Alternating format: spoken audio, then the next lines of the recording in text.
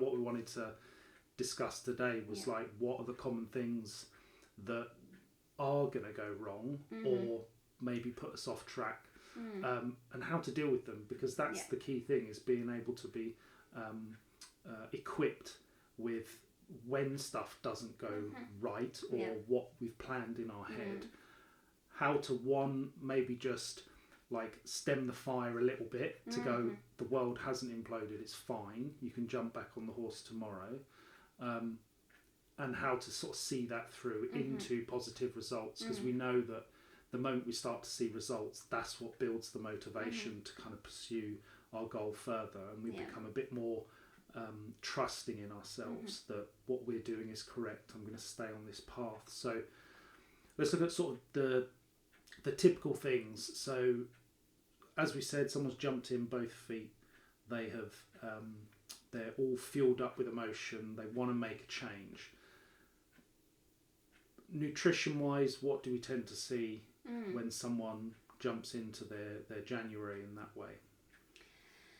So obviously we are going to talk about massively generalized topics, so this will definitely not apply to everyone, but generally speaking, it seems to be quite common that people just clear out their fridge and their cupboard, and they decide that there's no naughty foods allowed. They are going to eat clean, they are going to cook maybe from scratch, they are going to eat healthy, and potentially even start counting calories or start to look more for diet options. The issue with that is that no one really wants to eat that way, and it seems to be this understanding that the only way we can achieve a weight loss goal is if we eat a specific way, which we have talked about is really not necessary, but it still seems to be the go-to method for a lot of people. So what happens is that they've overindulged and ate anything and everything they wanted and liked over the festive period, and then they go into January thinking that, okay, well, I had enough, I actually don't want any of that food anymore, and they probably genuinely believe it for the first week or two because they had enough of them and they do feel uncomfortable.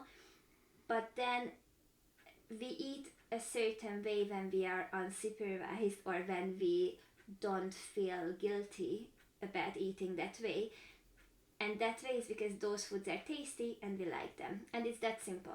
So what happens as soon as you have been restricting for a long enough period, and by restriction I don't just mean restriction as a physiological restriction where you don't give your body enough calories, or you're not giving your body carbohydrates, or you're only eating lower fat. I also want to touch on psychological restriction, when you think you shouldn't eat certain things but you like those things and you make yourself not eat them because you don't think you should. And the psychological restriction, I've read an interesting study about it a while ago while I was doing my nutrition studies, and usually before binging episodes, which most of us know, when you grab a bar of chocolate with the intention of eating just one line of the chocolate, and then you end up eating the whole bar, which would be considered a binge if you haven't planned it and you don't even understand what happened. It almost is an experience, an out-of-body experience.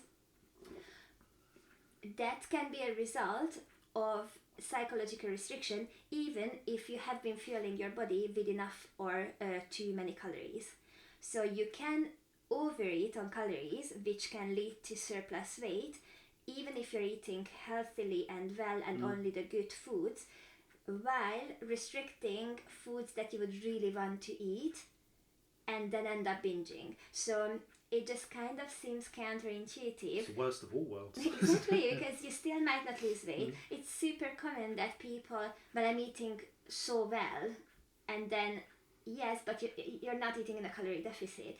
And unfortunately, for weight loss, as long as we want to talk about fat loss, it is irrelevant if you're eating super well. For a lot of things, food quality really does matter. For weight loss, it will matter for adherence, because you are going to adhere to a diet that's more satisfying because you don't get as hungry as quickly. But if you tolerate hunger really well, you could just eat donuts all day and still lose weight as long as you're in the deficit. I wouldn't recommend it, but it's not impossible. It's just not the right way to create long-term adherence, well, long enough adherence so that you end up losing all the weight that you do want to lose. What's your experience? I think the biggest thing that sets people back is what you said, where people restrict the foods they like. So usually the foods you overconsume or the foods you go to often tend to be the foods that you like the most. Unfortunately, these do tend to be higher calorific foods, fast food, crisps, chocolate, things like this. I myself have realised over many years that I cannot do without bread and crisps. They just tick all the boxes for me. And it makes sense that it's going to be very difficult to adhere to a nutrition plan, or at least a food goal where I'm trying to lose weight, as an example, without the foods that I enjoy the most. So therefore, they stay in the diet. It's just about moderation and when to have them and when do I need them, and when do how I want much. them most, and how much massively, and that really is the thing that, because I mean, if it comes to how many times do you hear someone say, like, how do I lose weight? Can you write me a food plan? And it's like, just eat chicken, rice and veg every day, like, job done, easy. But we know it's more complex than that and highly individualised.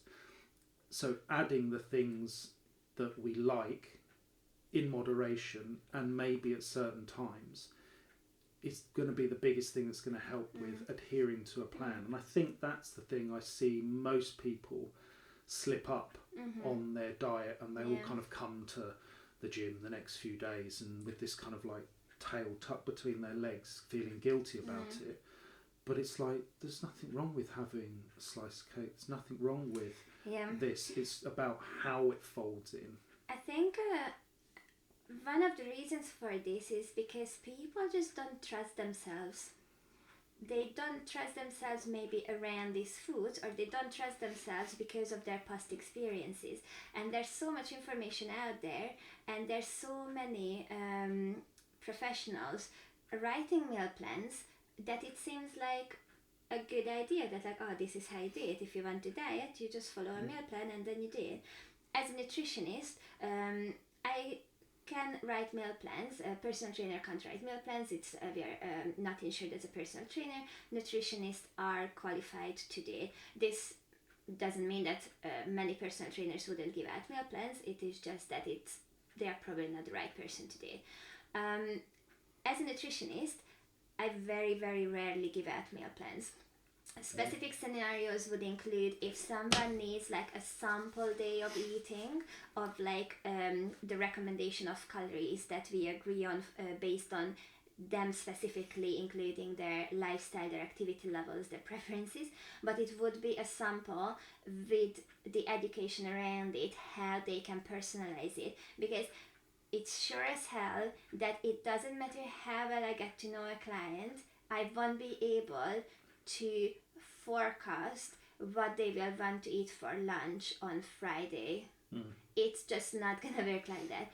So what I need them to understand is that they need to become responsible for those choices within the constraints of our agreement, within the understanding of what matters and what kind of flexibility they can have. Because a lot of people are super flexible with their diets, and that can be another reason why they feel like, well, I'm eating really good food and I'm still not losing weight. And it's like, yeah, but you're eating unlimited nuts because nuts are healthy, but they are also high calories. So like, yes, it's great, it's full of good things, but we can't overlook the calorie content of them if dieting is a goal. So there has to be an understanding of what matters, and a lot of people would not concentrate on the important things. And how is that saying, with the wood and the trees, you mistake the... Can't see the wood through the trees. Yeah, you can't see the wood for the trees, or... Yeah. One of those. Exactly. So it can just be, I think, one of the things that is super useful if someone either spends time to educate themselves or just hires a professional to talk about it and actually get someone to put their mind at ease, because having to make all the changes that everyone seems to do in January is so hard. But if you get an objective professional who will tell you for you specifically what it is that you need to prioritize, and you just get started with 1 to 3 things that will give you the biggest advantage over a period of time, then you can add on other things. But cutting out carbs while not really understanding about calorie balance is not a good way to go about it. Starting to train 5 times a week while not understanding how to actually make the training sessions count, and then potentially not recovering from them, getting injured or sore all of the time, or just spending that time in the gym exercising but not actually following a plan that would help get to the goal, is quite a common mistake. So it's and like most things, definitely nutrition, definitely exercise, but most things in life where we face a challenge or a barrier is the why, the understanding why. What are my non-negotiables? And I really like this. It's like with exercise and nutrition, it's like, what are my non-negotiables? The things that I will not do without, and I will not do. So my nutrition non-negotiables were, I just, again, over years, realised that I just like bread and I just like crisps too much. So therefore, they go in the diet, because that's going to help. That then goes from this thing that's seen as unhealthy or bad, goes from something negative to something positive, because I've now changed my relationship with those foods and gone, these will help me stick on plan. And just that simple thing of changing my relationship with it allowed me to go, this is staying in here, and now it's something I get to enjoy. And when you enjoy something that you're getting at the end, like you will get some weight loss, it's fantastic. The things I changed, it wasn't just bread and crisps general. For me, it was, I love bread, so I'm not going to buy the cheap, crappy packet up bread, because it's kind of just, it doesn't satisfy me enough. So if I want bread, I will only ever make my own bread, or I'll buy a nice loaf of bread from the baker's co-op, M&S or wherever. And I really enjoy it. It then becomes something to really enjoy. Crisps wise, there's so many crisps that hit the spot. So I just looked at calories, and I remember it was only a few weeks ago I looked and I had this packet of tortillas and a packet of these like lentil tortilla crisp things. The pop chips or something. Yeah. And you realise that you have lots of favourites, but realistically it was like, what am I just looking for? I'm just looking for something to eat that has crunch, that has a bit of punch and flavour. I like lots of flavours, I like lots of textures of crisps. So I just went, well, what's the ones I like? And I went, what's got the lowest calories? Because I have to go, I might eat an entire bag of crisps. So what's my lowest ones? And there was like a 40-50% difference in some of these crisps, which is ginormous. I mean, it went from like 800 to 400 calories for the same amount of entire bag of crisps. And it genuinely doesn't matter for you. Like you're just happy either way. I'm just happy if it's. Although I will say that had to do with the weight of the crisp packet. Smaller, but you still feel like you can eat a whole bag of crisps if you want to. But you won't always eat a whole bag of crisps. I tend not to. So it's just more about our perception of our portions, because it is quite a common issue that if we are served bigger portions, then we are probably going to eat more. Just because we kind of look at the portions as one unit. So it doesn't matter if it's a big one or a small one, it's one unit. But if you have to get another one of those units, like let's say I'm eating a small portion and I'm not yet full and I have to go out and eat another of the same portion, that will count as 2 units. So I'm much more likely to eat just half of that, or have a conscious option for a stopping point. But if I served that 2 portions as one big portion, then I won't have necessarily that conscious stopping point unless I genuinely pay attention to how I'm eating, what I'm eating. Am I full? Am I getting full? Am I still enjoying it? And that comes with a lot of experience and avoiding mindless eating, avoiding eating when you're watching telly, avoiding eating when you're super distracted. So it is very difficult for it just to happen by default. So what we can do is, instead of getting a big bag of crisps, getting the small packs, and the small packs are tiny, like 25 grams I think. But if you know that if that wasn't enough, I can have another one, and it's still gonna be way less than eating the big bag. Probably not. And you might not want another one, but because it might have been just salty enough. And when you finish it, when you have to get up and then go to the kitchen or the cupboard and grab another one, you have that choice there that you can make, and you can make the choice that you want another one, but many of the times you won't make that choice that you want another one. You will be like, okay, actually I don't want to stand up, or actually it was enough. These are the little psychological tricks that I like to look outside of things like marketing or strategies that certain businesses, depending on the industry, will put in place to push you in a certain direction.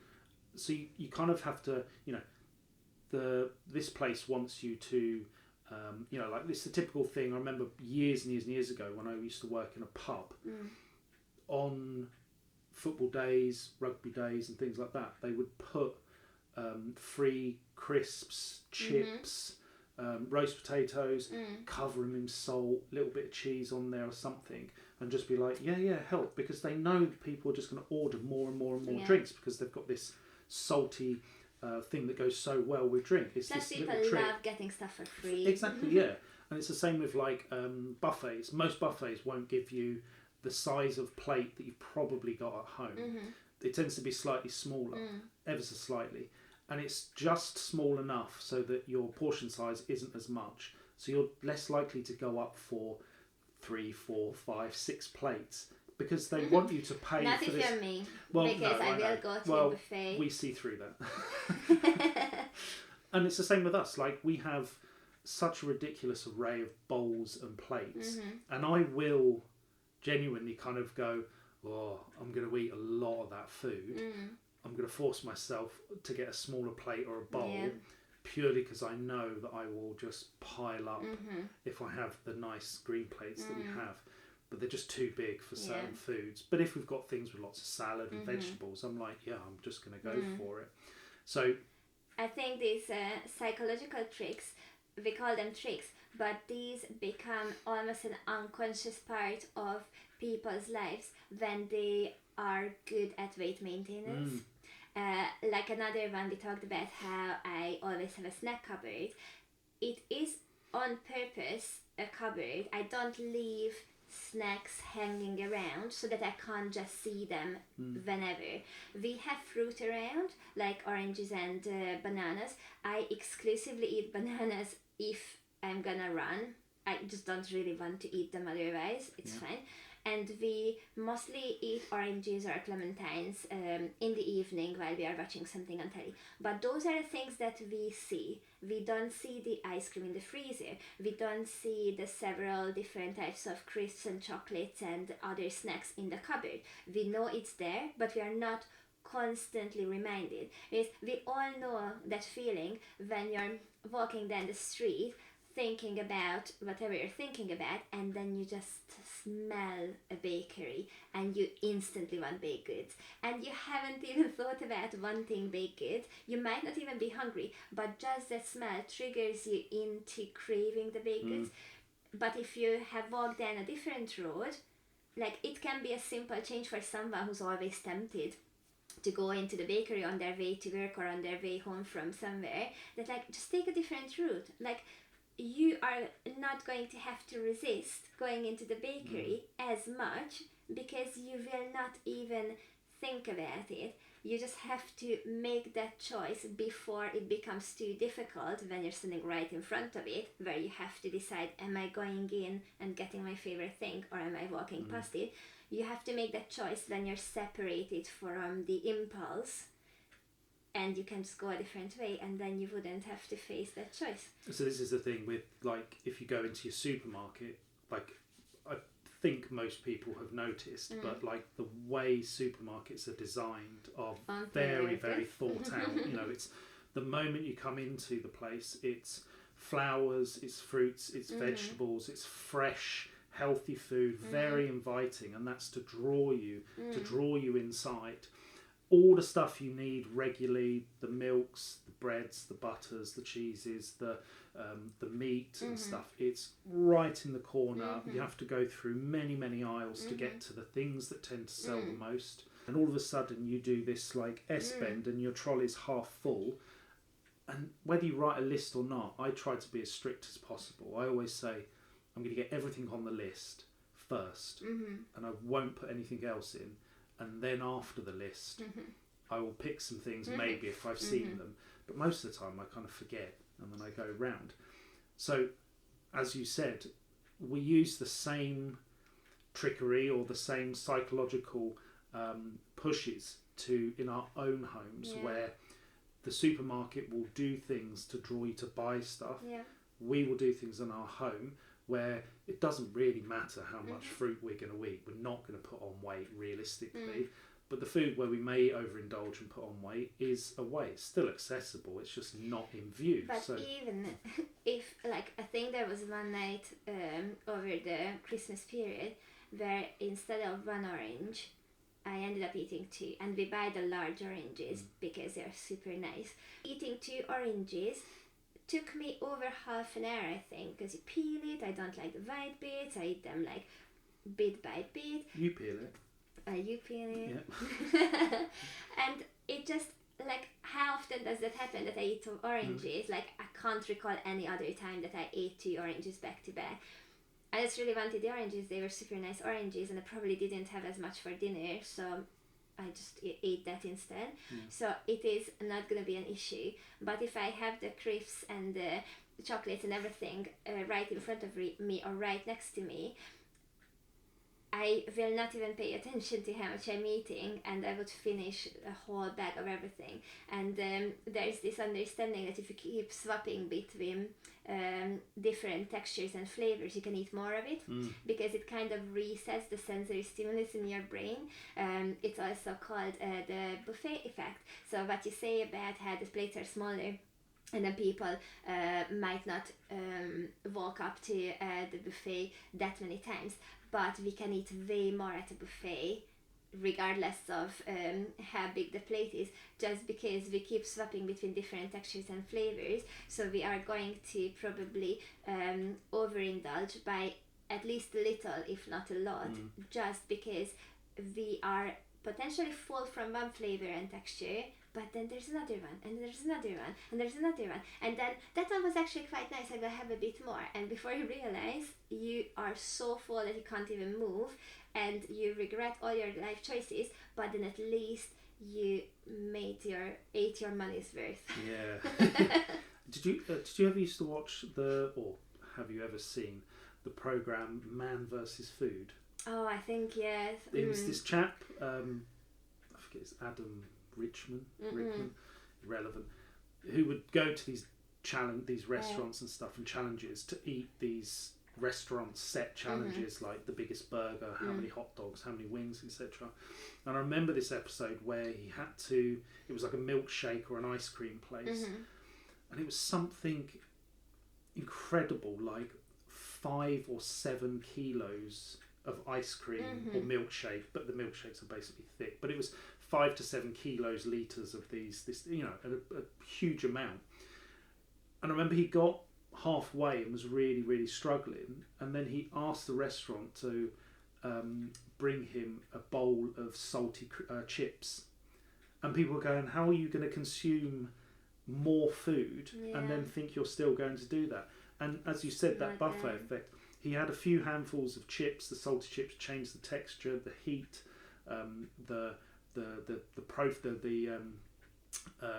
how salty it was compared to the sweetness, and it was just like he was recharged and able to kind of go again and stuff. So most people can eat an enormous amount of food unless they are stopped. Like, we all see those challenges on YouTube about like how I ate 10,000 calories in one sitting, and it's like, we all know that it's not like really a healthy thing to do, but still so many people do it, and so many people watch it because it is amusing and it's just shocking.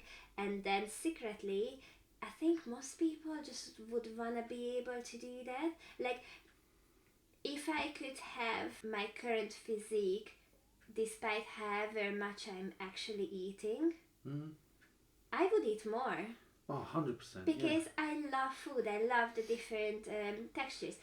I will say I don't like the feeling of being overfull, and I think that overfullness is kind of a physical accelerator of the guilt that people feel mentally, because it's discomfort in your body. So the discomfort in your thoughts is more easily accessible through that. So just by reducing our meal sizes and our overall caloric intake, we can feel less uncomfortable in our bodies. Therefore, we can manage our thoughts around our nutrition and training and physique probably a little bit better. But then, just to go back to our topic, people go the opposite way, and then they starve themselves, and they start to notice a very unfamiliar discomfort, which is hunger, when you're starving hungry and potentially super sore from your workouts, or just very tired because you're not feeling your body. And like most people, when they January starters, when they come to the gym, they don't hire a trainer, because first they want to get fit enough so that they can work with a trainer. This is something I hear every single year, and this is probably the saddest thing, that if you guys are listening and you're thinking about hiring the trainer, don't wait until you feel like you're ready. It's our job to help you do it better and more easily, and just in the right way, so that you are not suffering as much as you will probably end up suffering by yourself, and to actually see results with the work that you put in. And it's so strange, isn't it? Yeah, I've had the same thing with again, being a personal trainer, but also being part of rugby clubs, powerlifting, also like all these different sports where you meet someone, they ask, you know, oh, what are you guys here? And it's like, oh, we play rugby and stuff. And someone goes, oh, I'm thinking about joining the rugby club, but I'm going to try and get fit first before. And it's like, no, like, and then you're ready. They come into the gym, they are going to do it their way, but they might not be very confident in the gym setting. So either they just do cardio, which is just super boring, and they are probably not going to end up having the results that they want from it, or they start to follow some workout plan that is maybe quite generic, maybe not exactly for their goals, not having used maybe the equipment before, or not being familiar with the correct execution of exercises, and then it's just not efficient. And then most importantly, a lot of people just don't push themselves enough, and coming into the gym for an hour of exercising can look like you doing a couple of sets on the machine for exactly the number of reps that your plan says, whether it's hard enough or not, whether your form is good or not, and then leaving. Or you can come in and do a proper training session where every exercise and all the execution and all the rep ranges and sets that you do count.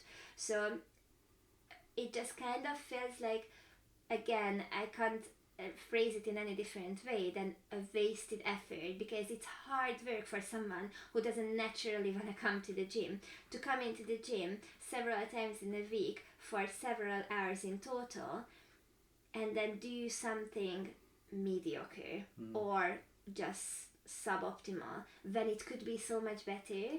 And I'm not saying everyone needs to sign up with a trainer, but if someone's not comfortable using a machine, in most gyms you can ask the staff or one of the trainers when they are not with a client, or someone who seems like they know what they are doing, that I'm really sorry, like I'm new here, could you please show me how this machine works? No one will mind. What we mind is when someone uses the machine incorrectly and they are making super loud noises because they just didn't really set it up properly, and then they are just not following proper gym etiquette. We would be more than happy to help, but no trainer likes to walk up to someone and tell them that they are doing something wrong. It's a super difficult thing to address, and as long as someone won't hurt themselves or others, it's not really our place. I leave people alone. Unless, like you said, unless I'm looking at them and going, you are going to hurt yourself. I don't approach people, because they may be doing something for a specific reason that I'm not aware of as well. So also another thing, and it might be more from a female perspective, that it might make them uncomfortable that you have been watching them, and that they might feel judged, which we don't do, but they might feel like, oh my god, I was doing it incorrectly and they noticed, so I can't come back again, or I will only do cardio from now because clearly if I start to use the resistance machines I can't do it. And this is just such a sensitive period